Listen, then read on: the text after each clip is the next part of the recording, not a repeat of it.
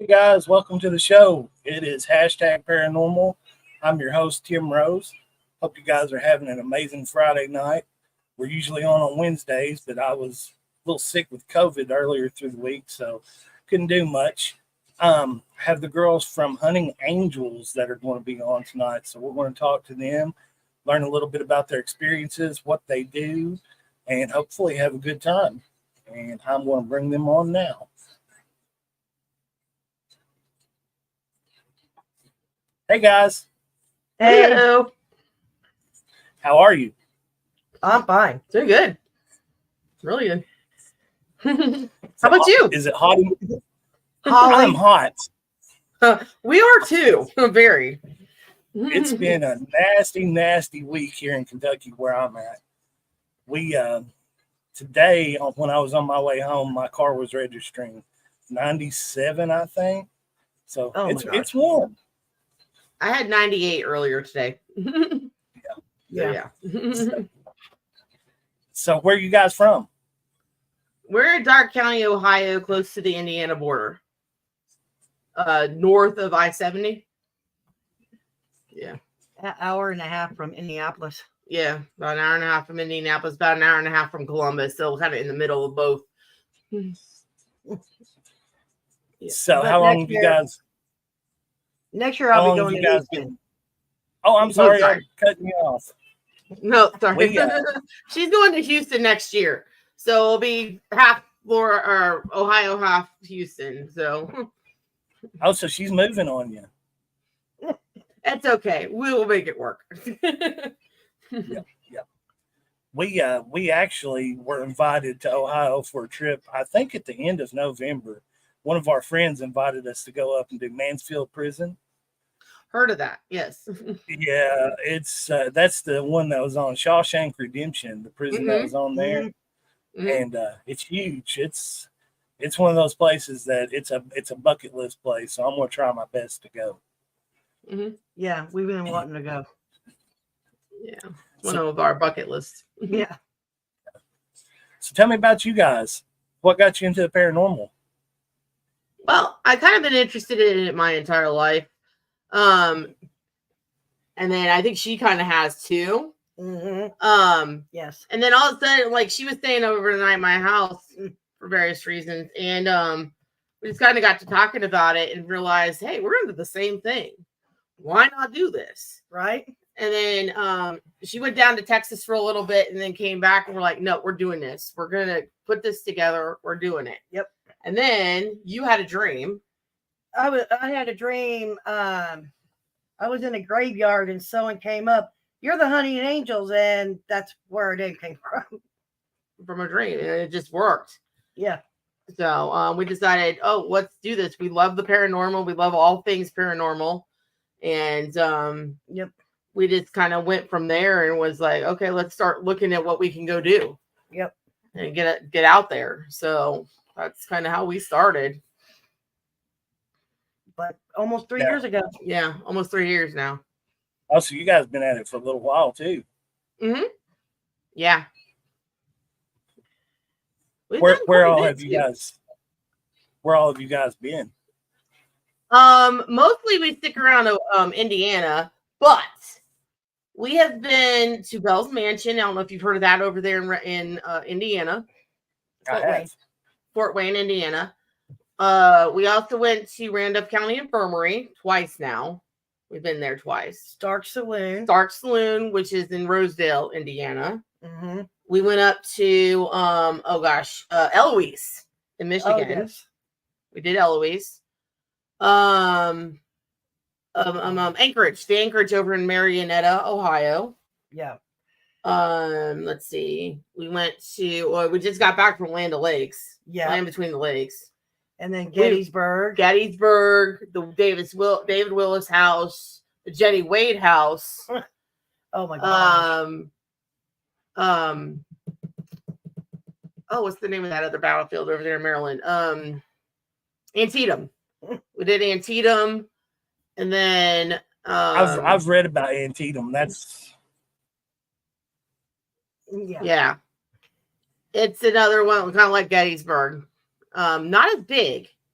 Gettysburg's huge. Oh my gosh, Gettysburg's huge, but not as big as it, but still bloody battle for one day. Oh my gosh, how many people died there in one day? Fort Frederick, the Roosevelt House. That's right. That's what it is. The Roosevelt House with Oh my God, we're missing stuff. Gosh, because we've done a lot. Yeah, we're missing something. I know we're missing. So, oh, Danny's place, which is over here in Greenville, right down the street from us. Yeah, the bar. We still have to go back to that because she wants us to come back. We're missing something in there. Yeah, we've been. You name it. Have you guys been to the Indiana? It's on our bucket list, right? Have you guys been to the Indiana State Sanatorium there? Not yet. We want to do that one. We've been on the outside of it. Yes, that's what he invited us to. That one, didn't he? Was that the one so. He invited us? The guy that runs the Stark Saloon invited us to go back there and told us we could go drive around and look at it. And so we drove around and looked at it, and from the outside, he said that we need to go back, so we need to schedule that because he told us we could go to that. He was. That's one I'm kind of dying to go to that one myself. That place is huge. It's huge. Yeah, we drove around the place. It's huge. A lot of buildings. A lot. I'd probably get lost. Yeah, it was. I mean, what have you guys been to Waverly here in Kentucky? Not yet. Not yet, but we're planning on it, trying to go by next year. Yeah, we are trying. Waverly's a pretty big place too. It's a lot more massive than you think once you're standing in front of it, but really, it's kind of hit or miss there. I mean, I feel like it's been hunted so much that the spirits are just so used to people that a lot of times they don't interact unless they're interested in you anymore. Some people from our old team went down, and I had paid to go, but ended up not making it because I was sick from heat exhaustion. But they went down a couple months ago, and they got a few things on SLS, but not a whole lot. Not like you would expect from there. Wow. Maybe try. I just had a place in my mind. I can't remember. Oh, Lincoln County Jail. Yes. That one was featured on Ghost Adventures. And they actually did a special there a couple years back. Yeah. It's been a few years now. But we've been wanting to go there. It's a smaller jail. I have had a tour of the place. But because now they do paranormal investigations there, and we've been wanting to get on the list to go there. Oh, I remember another place, bed and breakfast there in Cincinnati. Oh, yeah. Underground Railroad. We did do that. He allowed us to investigate there. We didn't find much, but we didn't get to go in the main house either. We went in the outskirt house. Yes. I can't remember. 6 bed and breakfast, something like that. It was a bed and breakfast, and he's like all into us investigating. He was like, have the run of the place. Go. Right. Do what you want. Now, you guys are an all-girl team, right? Except for kids, we are all ladies. Yes. Yeah, that's what I was going to ask about. You said you do some work with kids too, teaching them. Yes. Tell us a little bit about that. Well, she's got older kids. They're all grown and out of the house. I have a 13-year-old who sees things. I guess you would probably call him a medium. So she's been working with him on understanding what he's seeing. She validates what he sees because she sees the stuff too. She doesn't like to call herself that, but she sees that too. I don't see any of that. I'll see things out of the corner of my eye and stuff like that, but I don't see that stuff. He does. So she's really been working with him on understanding his abilities and getting him to try to figure out how to close it off when he's not needing it and open it up when he is needing it. And she's learning too in the process. But I have Girl Scouts. I do Girl Scouts. And my friend that comes with us sometimes, she's blind. So we're getting a different perspective because she can't see. So she relies on her ears. So everything that she does, she's listening for sounds, and she hears things better than we do. Mhm. So when we are doing the spirit box, she's got it right up to her ear, and she's telling us exactly what they're saying. Yeah. We did Rose Island. Me and her, not Holly, but Jessica, and with the kids. And she had the spirit box right here and was telling me she was having this. We were having this conversation with this guy, and she was telling me everything he was saying. So it was just neat to see her interacting and telling me everything that was going on with the spirit box. But the kids, they get into it a lot, especially my Girl Scouts. We're not doing anything. We went camping at the end of June for a week, and we weren't doing anything. We're just sitting around, and the girls were like, break out the spirit box. Let's do a spirit session. So we do impromptu spirit sessions all the time because they just were like, break it out. Let's do it. So, okay, let's break it out. And they get into it. They are quiet. They ask questions. They are great at listening. Yeah. They're just awesome. She's had experiences with them too, because we do it all the time with them. They're always like, break it out. Let's do something. Yep. Because we don't do the regular equipment. We use our, oh my God, my brain just went blank. We use our eyes, our ears, Feelings. yes. The smell, Like, we try to sit in a room and get the feel for it and just sit there, and we'll ask questions and stuff. We'll use our voice recorders, we'll use our phones and stuff, but mostly it's just us sitting in a room trying to see what we can hear, see, whatever. And some of our stuff's been during the day. Like Rose Island was during the day.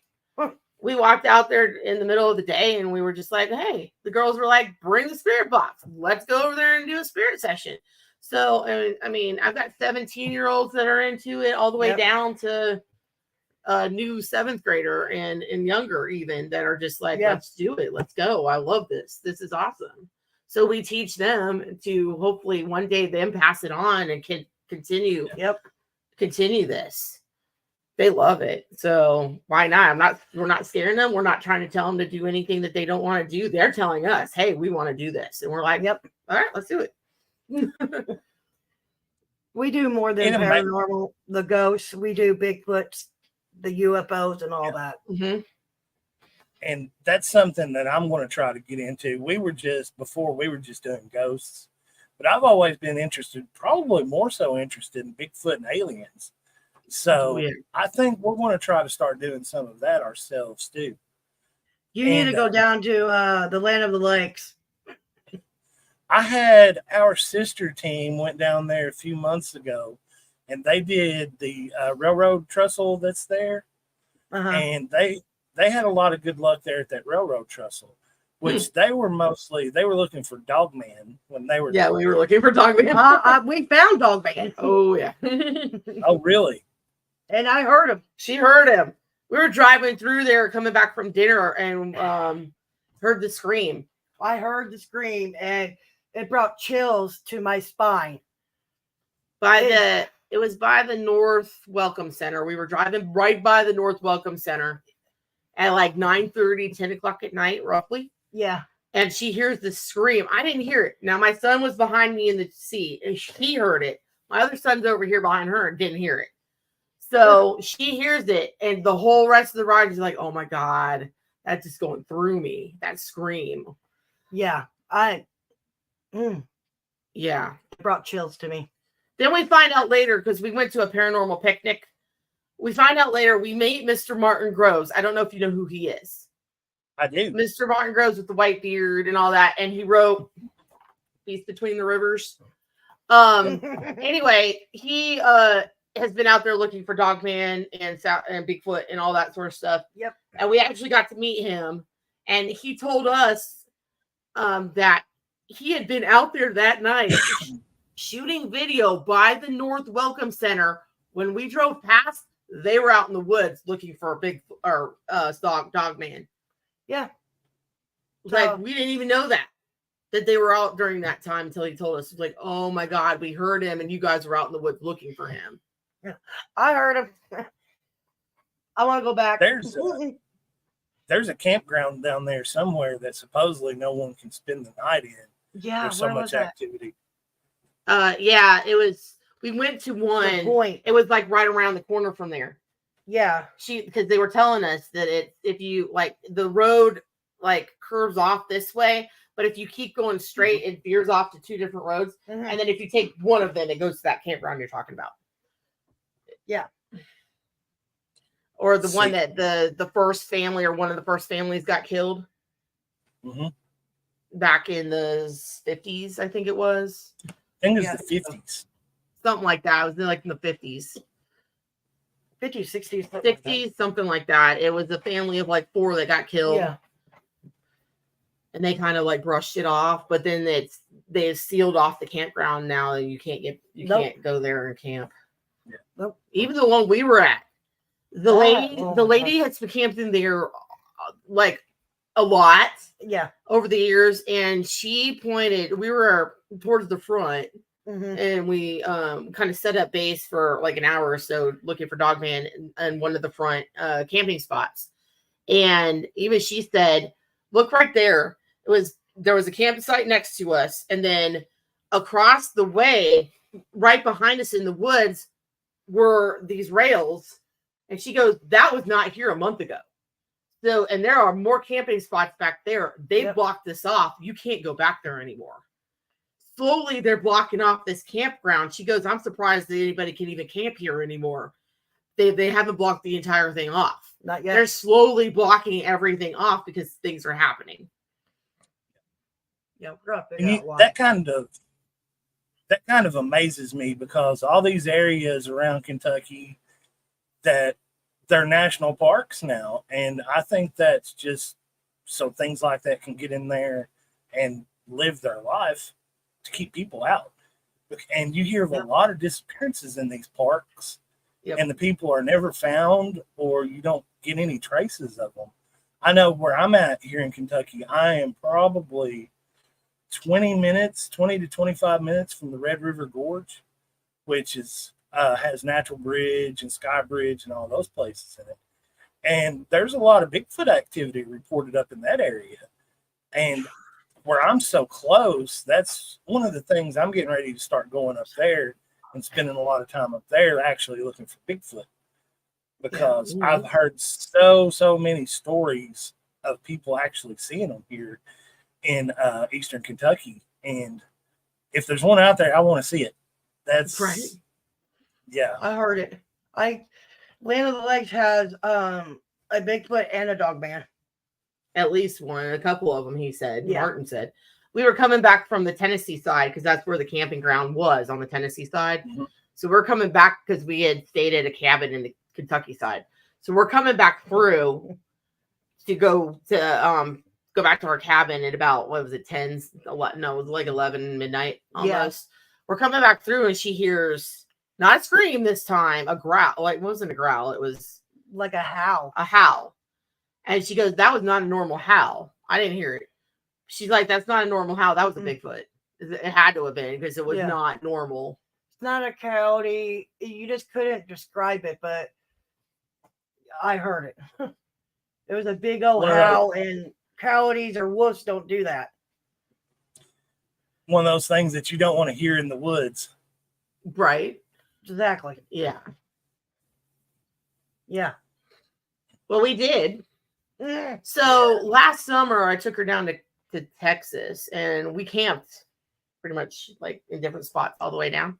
Yep. So we're in Illinois at the Trail of Tears State Forest. Okay.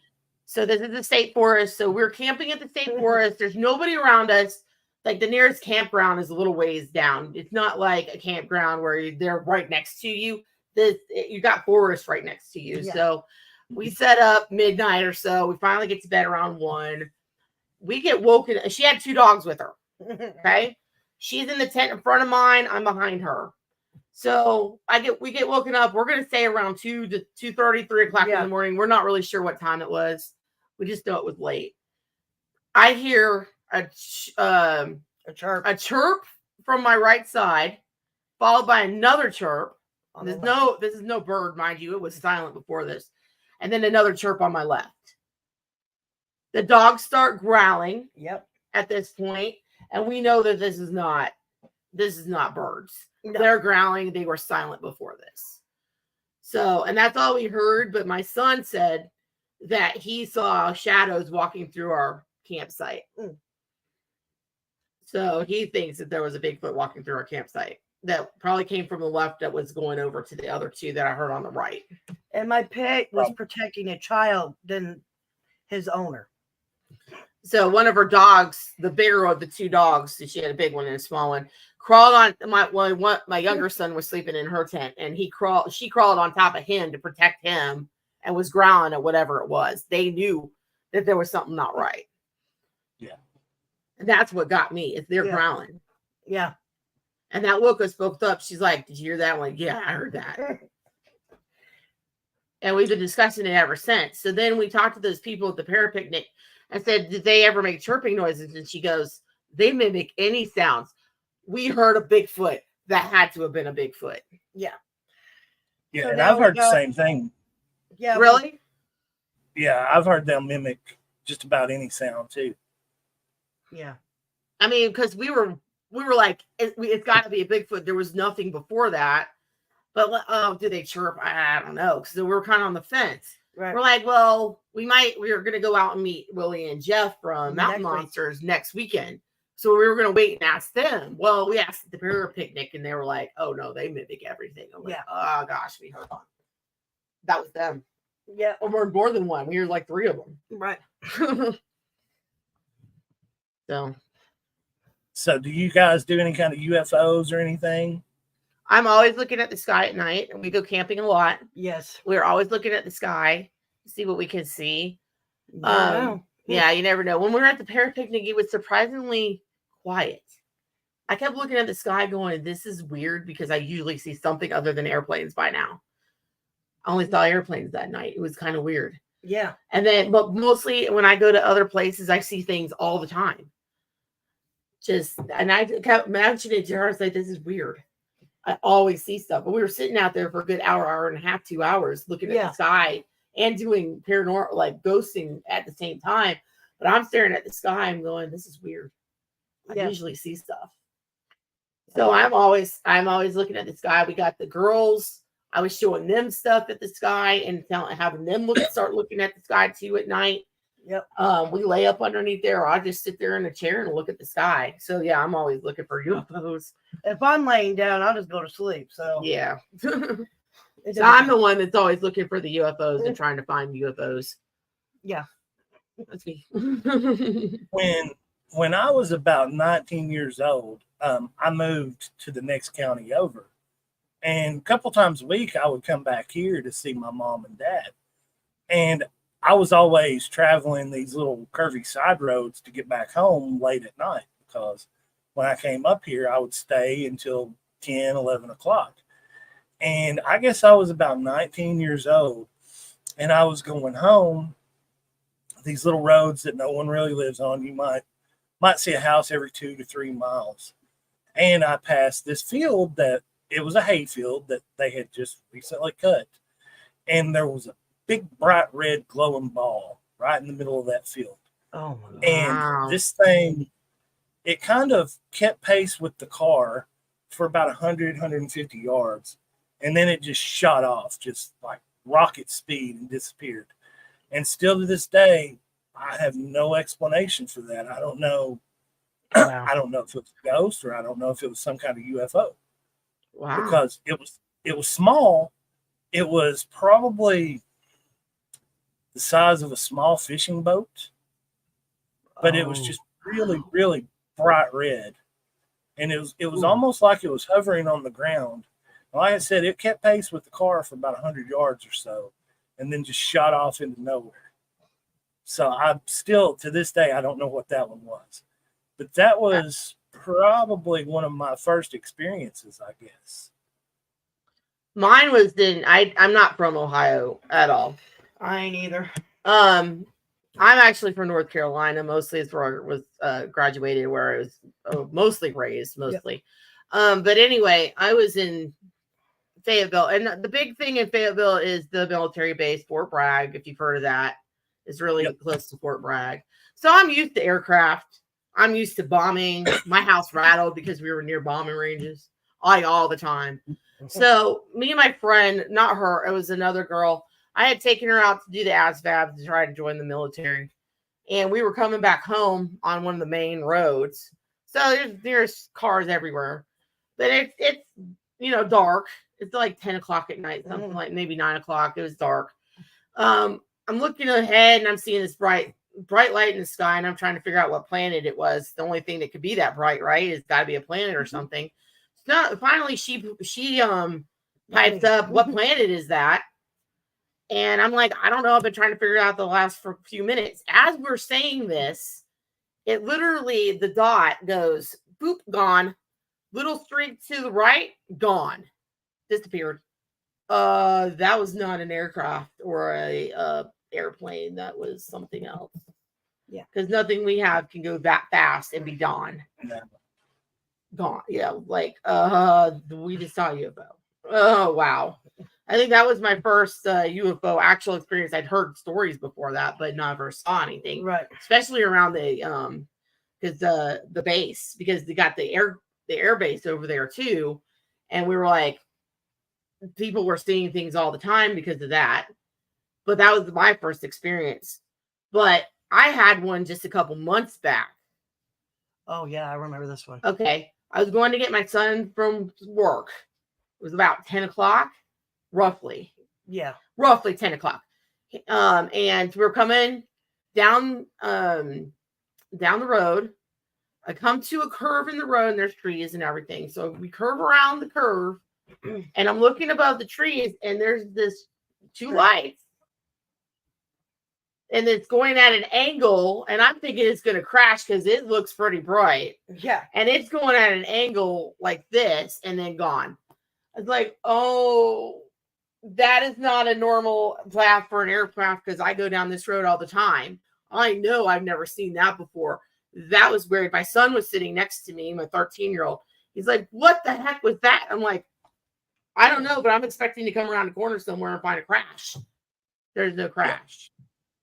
No crash. I'm like, are you freaking kidding? What the heck was that? That's got to be a UFO. Right. I mean, I don't have another explanation. None of our aircraft go that way, and there was no blinking lights on it. It was two solid lights. So I have no explanation. That kind of makes me wonder how much of that stuff we miss nowadays, because usually when everyone's outside nowadays, they're looking down at their phones instead of up at the sky. So there's no telling what is actually going on that we miss. Exactly. And what's the government hiding? Yeah. I know I have a friend that I used to work with that worked at Wright-Patterson for a while, the Air Force Base up there. Yeah.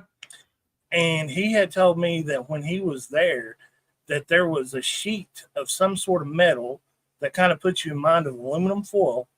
And he said you could take that and they would let you ball it up into your hand and wad it up like a paper wad, like you throw when you were in school. Mm-hmm. And you'd lay it back down and it would flatten back out. Didn't have any wrinkles in it or anything. Went right back to its same shape. And that was in the early 80s. So if they had technology, yeah. That reminds me of something that they said for the crash at Roswell. Because didn't he describe something like that? Mm-hmm. He did. Yeah, and they tried to say it was pieces of weather balloons. Mm-hmm. Yeah. Yep. But he described that exactly, that you could ball it up, just what you said, and it went right back. Yep. And they said that back when Roswell happened. Yeah. That's what he said. Yep. But didn't they take that to right path?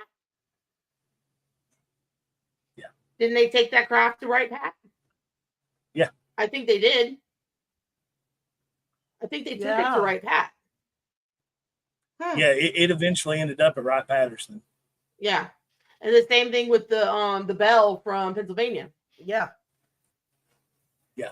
It ended up at right path. Yeah, that's the one that they said the Nazis built, isn't it? The Bell? Yeah, something like that. It was like an acorn or bell shape. They're not really sure if it was that or something else.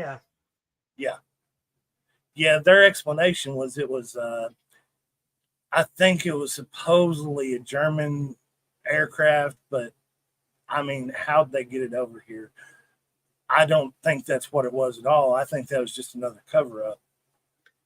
Well, they also tried to say it was a meteorite, but the meteorite that came down in like Canada, too far away from where this thing came down in Pennsylvania. Yeah. There was one that came down, but it was like further north. And so it doesn't line up with what they're saying. Yeah. So, yeah. I would love to know exactly what our government is hiding from us. I mean, I know there has to be stuff out there that's classified that would prove a whole world's difference. It would culture shock us to death. It would probably throw religion out the door and everything. And I think that's a lot of why they are hiding it from us. They're afraid of what'll happen. Yeah. Yep. That's like Skinwalker Ranch. One of my friends, he has a theory that aliens actually got hung up there somehow and opened a portal. And he thinks that that's why the interdimensional stuff happens there, is because they've actually opened up a portal there close to that property. Oh, wow. Have you watched the Skinwalker Ranches that they're doing the investigations? I haven't watched those. I'm actually going to sit down and watch all those kind of back to back. I'm not going to get too much away, but they've actually found something on the property and had a Native American, I would say historian. Did I watch that one? I'm not sure. Historian come in and tell them that is a representation of a portal that the Native Americans did up on the mesa. So they found that out. And I don't remember what season that was that they found that out. Yeah. But they've had some very interesting stuff. That's all I want to tell you. I don't want to give too much away because you need to watch it. But yeah. Very that's interesting. Another place I would love to go there. Not sure what I would see, but I would love to go there. Love to go there and just talk to Travis and the team just to see yeah what else that they didn't show that they've actually had experiences on that wasn't on the show, because they have. They have got to. That half of what they've gone through they don't show on the show. So you've got to know that they've got more to go on. Right. Yeah, if it's something big, the network isn't going to let them put it on there. Exactly. That's when we talk to Willie and Jeff next weekend, we're gonna some questions for them, because before Trapper died, they left us with a conundrum. I don't know if you've ever watched Mountain Monsters, but they left us with a little conundrum there. And then unfortunately Trapper died on them and their team leader, and they kind of weren't sure what they were going to do. So they kind of went through that whole phase and then was like, oh, Trapper's telling us to get back out there. Yeah. Through they got his diary and found out Trapper's trying to tell us something. Get back out there. We can't stop this. We've got to go. Yeah. So, and then that started a whole nother can of worms with them and Trapper. But we had the questions for them too, because they've been out in the woods. They know what they're doing. They are hunters, trappers, fishermen. They've been out there all their lives. But just to go and talk to them and say, hey, your experiences, just give us like a glimpse of your experiences. Like, I know you guys go out there all the time and you guys see stuff and you don't get them trapped. Unfortunately, they only trapped a couple of them. But at the same time, like, yeah, we need to know. I mean, their goal now is to prove that Bigfoots exist and try to show the world, hey, they exist. They are here. But they, at the start of their seasons, they were going out there looking for all kinds of things. Yeah. Mothman, all kinds of things, and just trying to prove that they exist.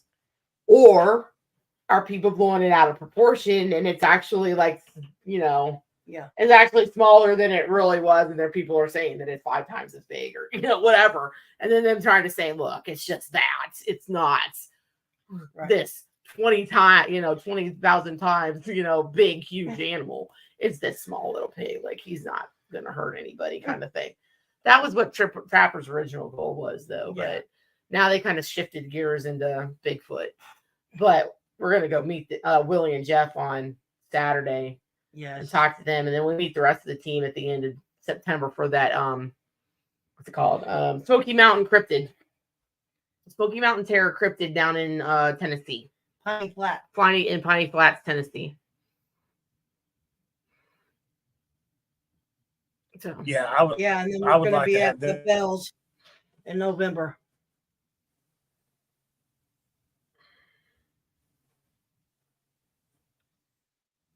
I hear you. Now, I've got some Oh, pictures. here you go. Oh, my back.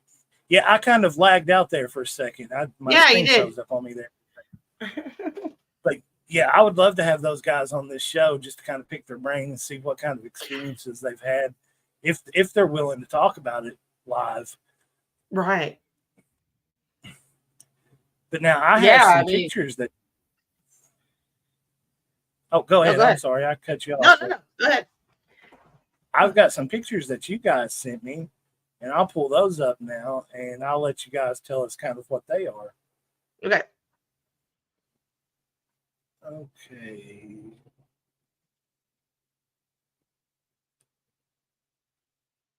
Oh, that's not one of them. Sorry. This one. Oh, this is Okay. the Stark Saloon. Oh, this is hers. Go ahead. Let's see. Underneath the chair, well, almost looks like underneath the chair. This looks like there's like a little spirit, like an orb. Yeah, I see that. It's kind of in line with the chair leg a little bit, and then on the other side, there's a little orb shape. Mhm. Mm-hmm. Okay, so we are in the actual saloon part of the building. Yeah. So if you are looking straight ahead, that's where the furnace would have been. There's a metal piece on the floor. You can't really see it in this photo, but there's a metal piece that the stove was sat on, and when it went up to the ceiling, and to the right is a door. It's no longer like they've blocked off that door. Yeah. That went outside to the back. So that would have been the back entrance or exit entrance, whatever, to the saloon. So the goes that Mr. Stark, well, say this, to the right, you see that lighter colored strip of wood? That's where the bar would have sat. That is that over there on that side on the right. So the story is that he's standing on the edge, on the end of the bar right there on the right. She's walking towards the exit to that door on the right-hand side right there, and he shoots her in the head. She drops dead right over there by the door in the stove, and he then turns the gun on himself and shoots himself right there, and he lands by the bar. And that was in the 1930s? Oh my Lord. oh my gosh. I think it's 31. Yeah, it was like 31, 32, something like that. But yeah, so we are definitely in the saloon part right here where those two happened. The murder-suicide happened. And then she catches this. So. Yeah. That was a good catch. Mm-hmm. I was playing around with my camera at that time. Okay. So that is Fort Frederick. So I was shooting across Fort Frederick. I was on the right-hand side. There are two makeup barracks that they had installed for the 100th anniversary. A group came in and rebuilt them. So I'm shooting a picture across the courtyard, basically to where the officers' quarters would have been. They never remade the officers' quarters, but I'm shooting across there. So I take a picture across there, an actual picture, and then I switch back to my Spirit Box program I use, and I catch this. And it came to find out that the owner that owned it for 50-something years was a very prosperous farmer. And he used the fort itself for pigs. And that's kind of... It kind of looks like someone feeding that pig, or it some kind does. of It looks like there's hands feeding the pig. Yeah. It's like, wow, that's a great picture. Hand feeding the pig. Yeah, I love the blown up. You can see the eye and everything. Yeah. That, I mean, some people say, oh, maybe a dog. No, that looks like a pig to me. What does it look like to you? It looks like a pig to me. That's what it looks like to me too, is a pig. Yeah. And where was a that good one at? catch. Where was that one at? Fort Frederick In Maryland. in Maryland. Fort Frederick. Okay. Caught during the day. I wasn't even there at night. Yeah. That was broad daylight. And you know, I've had a lot of good luck during the day. When we've done daytime investigations, it almost makes me wonder if it's residual or something, because I feel like people were awake and moving around during the day more so than they were at night. Yeah. So I think probably a lot of the stuff, and I may be wrong, but I think a lot of the stuff we see during the daytime might be residual energy that's just kind of stuck there. Yeah. But we've had really good luck during the day ourselves. Hey, and that's where I was shooting across. So that's Okay, the so frame of reference. So did you Okay, see so that that's the the courtyard. foundation there? Mm-hmm. That foundation would have been the officers' quarters. They just never remade it. So you can see off to the left-hand side what the barracks kind of look like, because there's another one identical. I'm standing on the one on the right. There's an identical one across the way there. But then the walls are right there of the fort. So I took a shot showing where I was at the time, and then I got the pig. If that makes sense. So I had a frame of reference to where I was when I was shooting that. So that's in the inside of the fort and towards the back wall.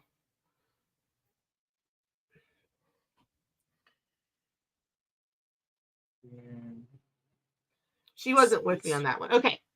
This one is for a frame of reference too. Do you see the guy in the picture there? Mm-hmm. That's Mr. Willis, Mr. David Willis. He was a prominent lawyer during the Civil War, or after he tried to help farmer families, whatever, get money for their land that was burned down by the war and all that. Yeah. But the other thing was that Mr. Abraham Lincoln himself stayed at his house before he did the Gettysburg Address. Yeah. Oh, okay. Okay. Yeah. So now that you saw his picture, yes, who did that look like? Yeah, that's the same guy. I'm almost positive. We got that in his house. We did a tour of his house, and that is what I caught at his house. And I had taken a picture of his picture before I caught that. Yeah. Now, what kind of camera are you guys using to shoot those? Oh, what about that project, the app you use? And it's called Spirit TV Box app. Mm-hmm.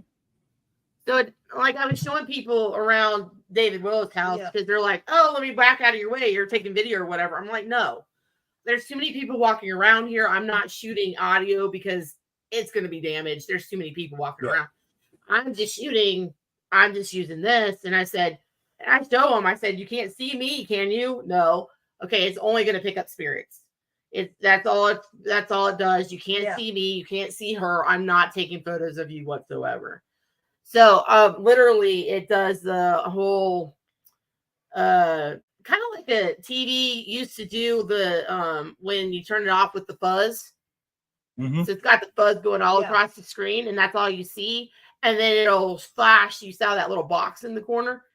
It'll flash and say, "Oh, image taken," and then it goes back to the lines again. Yeah. And then I have to go into my gallery to see what it took.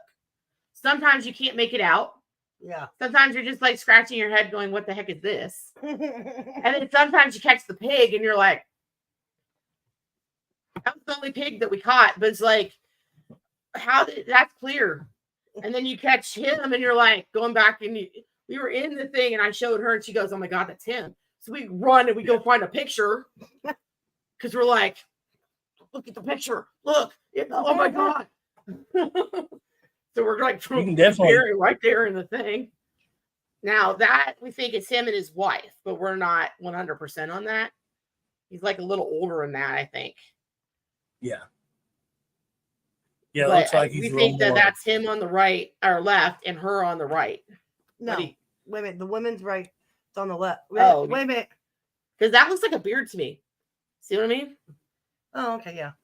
What do you think? I'm thinking. Yeah, I kind of think that's him on the right too. Okay, On the yeah, right? looks like- Okay. A little bit of a mustache there, maybe. Yeah, yeah. exactly. And his wife, possibly. We're not 100% on that. That was caught in his house as well. I think on the second floor. Yes. I think I caught the other one on the. No, I think they were both on the second floor. Yeah. Yeah. I told you Willis was there. That was That on was- Gettysburg Battlefield, of all places. Yeah. What does that look like to you? It looks like a person with their hands up, kind of to their face there. Yeah, like a lady screaming. Kind of Yeah. like her mouth is wide open and her Yeah, hands like are to her face. she would have her hands out yelling to someone. Yeah. You know how kind of people. Let me take that down. People Yeah. used to do this when they Yeah. would yell at someone. That's kind of what it looks like to me. We got that out on the battlefield. You're right. I'm not sure exactly where, but I know it was before you get to the Roosevelt House, way before Devil's Den, way before Little Round Top. It was somewhere else out on the actual battlefield. I caught Right. that. And I remember showing it to her going, what the heck is this? This lady has got her hands right here yelling at something. Mhm. Yeah. And I caught that right on the battlefield. Like, oh my. And I mean, I know other things have happened there, but that was just Weird. weird. We weren't expecting that. We're expecting soldiers or something, but then we get that lady. Yeah. Ah, Oh, it's at Wheeling, West Virginia. yep. That looks Caught like a in little the pug. ballroom of Oh, I oh, can't. it's like the Otterbein. We're probably even mispronouncing it. The name of this mansion in West Virginia, but it was like the mayor of West Virginia's house. Yeah. I think, or the governor. I think it was the mayor. Anyway, and we were upstairs in the ballroom, and I caught that. So we went and asked the lady that was sitting at the desk, and said, "Do you know if they had a pug?" She's like, "Not to my knowledge." Like, well, here I go. I caught a pug in your upstairs Right. ballroom. Yeah, Huh? that's exactly what it looks like. It's a little pug. Yeah, I mean, it's almost Yeah. unmistakable. very. That was upstairs in the ballroom. Yeah. He's floating around there. Yeah. Somebody had to have had a pug, even if it wasn't them, maybe the previous owner or something, or an owner after that. I don't know. Somebody had a pug there. Yeah. What's the most compelling thing you think you guys have seen? Dogman, probably. For Oh her. my gosh. Dogman. Yeah. Yeah, we went out to that investigation out at Land Between Lakes. We're down in the Tennessee side at that campground. Oh god, no. And Yeah, that's scary. so we're enough. looking through the woods, and we got this lady that was with us that's camped there dozens of times, and she's like pointing down in between the woods and what looks like a portal. It's like there's a light back there or something. And she Yeah. goes, "That light has not been there. I don't know where that's coming from because there's like a glow coming through the woods, but he's Yeah. got a light on it. It's just trees. But then when the light's gone, there's this weird glow back there. Yeah. It's like, where the heck is that coming from? We couldn't determine where it was coming This from. dog man is at least 9 foot tall. They kept Oh, seeing him, wow. and like he kept standing up. You cannot be scared or anything because he feeds off of that. I was getting ready to run, but There was more than one too. You guys Yeah. were saying there was a kid. There there was a like younger one. yeah, there was, There was at least 2 or 3 of them, and they were down that path yeah, because she wasn't the only one seeing it. There was other ones seeing it. I was just like, I don't see anything. What are you talking about? Like, I'm just staring down there. I don't see anything. But there was a couple of them that were like, oh my gosh, she just sat down. Oh, he stood back up. You know, not that quickly, but I'm just saying, like, yeah. they were announcing what he was doing, and there's more than one of them. Okay, well, one left. He must have figured out we're nothing and left. The weird thing was, while we were out there, 3 helicopters came by. Now it's pitch black. We don't know if they're Blackhawks or not. Yeah. They had their searchlights on. Oh, And the Yeah. one in the back was lower to the ground and bigger than the other 2, the first 2. Yeah. They come straight overhead. 3 of them. Yep. We're like, what the? And everybody was commenting on that, going, there's a base, but it's way over there. There's no reason for them to come over here. Why are they even here? And Right. they have searchlights on. Yeah. 3 of them.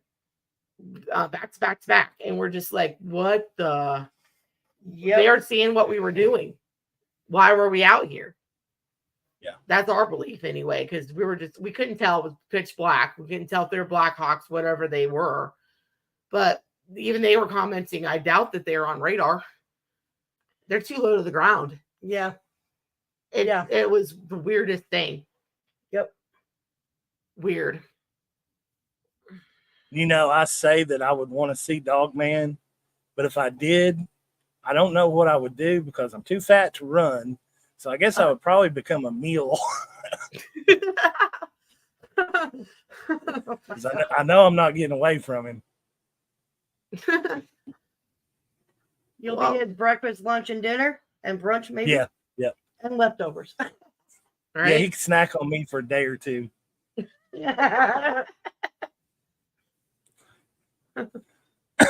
Well, guys, we are coming up on the 1 hour mark, so I'm going to go ahead and shut this thing down for the night. Is there anything you guys want to close out with? No, we're the Hunting Angels. Find us on Facebook. Follow us. I don't know. We post some more stuff here soon. We're going out to Pennsylvania next weekend to meet a couple of the Bigfoot guys from Mountain Monsters, and then some other people. And then we're going out to what is that? Blenderhurst Island out in Marietta next month. Yeah. We'll be posting some lives probably from there. Yeah. And then we got that Smoky Mountain Cryptid that we're going to at the end of September. So we got some stuff coming up that we're going back to Bell's in a couple months here with the Wraith Chasers. And then, just follow us, and we go live every so often when we go do stuff. So follow us, and Yeah, if you guys come up with anything, give me a shout, and I'll have you back on. We'll show whatever you caught. Because you guys are more than welcome to be on the show. Sounds good. We'll do it. Yeah.